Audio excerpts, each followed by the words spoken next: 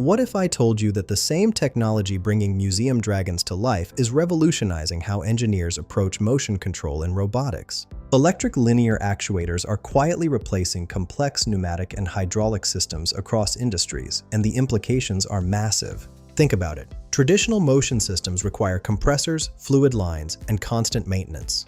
But electric linear actuators? They're compact, precise, and programmable. They convert rotational motor motion into linear displacement with remarkable accuracy. This fundamental shift is why we're seeing such incredible innovation in both professional robotics and makerspaces. Take the Museum of Discovery in Little Rock. They built an interactive dragon that greets children entering their educational exhibit. The secret? A single linear actuator controlling the eyelid mechanism. When kids ring the doorbell, the actuator opens the dragon's eyes as it wakes up and starts talking. Simple mechanically, but the effect is magical.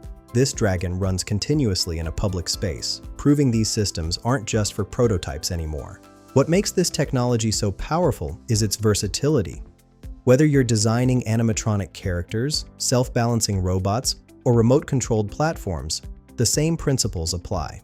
You get precise positioning, easy integration with modern control systems, and reliability that pneumatics can't match. The real breakthrough here isn't just the hardware, it's how accessible precision motion control has become.